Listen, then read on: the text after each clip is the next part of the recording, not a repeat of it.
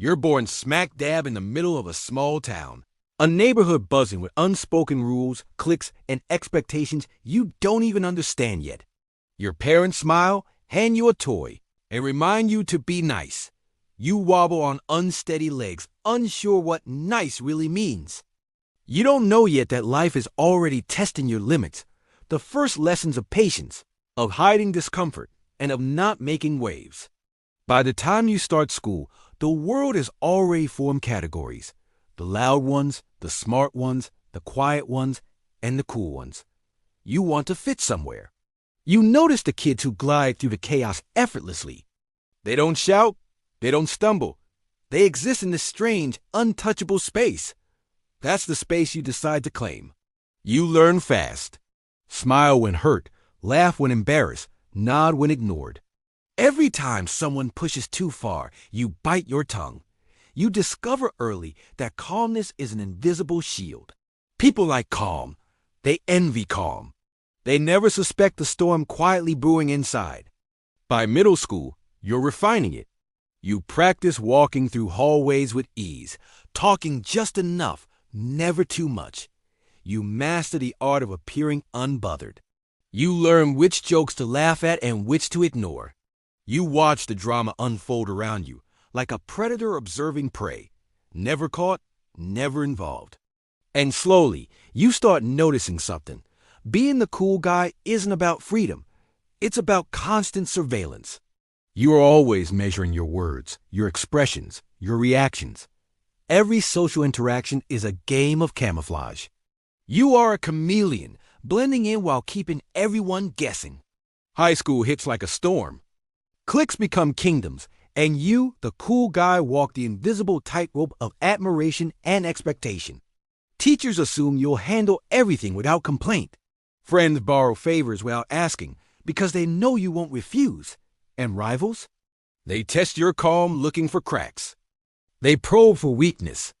And every time you hold it together, your reputation grows, but so does the exhaustion. You start to notice the cost. The quiet versions of your feelings pile up: embarrassment, loneliness, anxiety, frustration. You learn to swallow it all, hiding it behind the mask of effortless confidence. And the world applauds. Everyone sees the smooth exterior, but no one sees the constant balancing act underneath. Romance begins, but it's complicated. Vulnerability isn't allowed in the cool guy code. You flirt, you joke, you charm, but when someone tries to reach the real you, you pull back instinctively. Distance is safety. Distance is survival. College arrives, and the stakes rise. The cool guy's admired, envied, sometimes feared, but never truly understood. You navigate classes, parties, and friendships like a seasoned traveler in enemy territory. Every conversation is calculated. Every smile is deliberate. You become invisible and indispensable at the same time. No one questions you, but no one truly knows you. The cool guy learns to survive criticism without flinching, to manage conflicts without revealing fear, to smile when his heart wants to shout.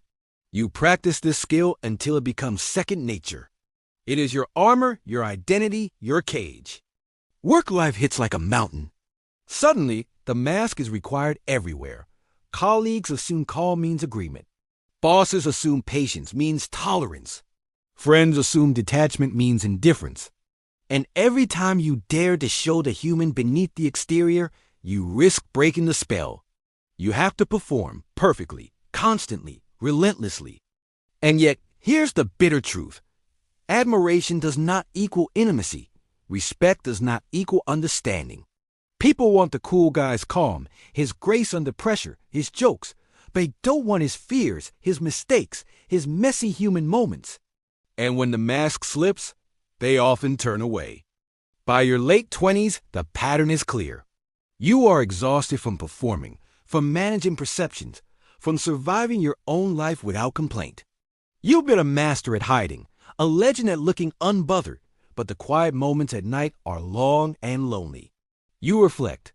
The cool guy survives, but he does not thrive. Some of you fight it. You try opening up. You reveal cracks in your armor. Some relationships deepen, but many crumble. people are surprised. Some are uncomfortable. Some take advantage. The world is easier with the mask on, safer but emptier. By midlife, the lessons crystallize. The cool guy who survives everything, the endless tests, the relentless expectations, the loneliness, realizes the hardest truth. Strength isn't being untouchable. Strength is being real, messy, and vulnerable. Strength is saying no, setting boundaries, admitting mistakes, and showing the full spectrum of human emotion. Because here is the final irony. The world doesn't reward the cool guy's restraint. It doesn't applaud the calm, measured self-control.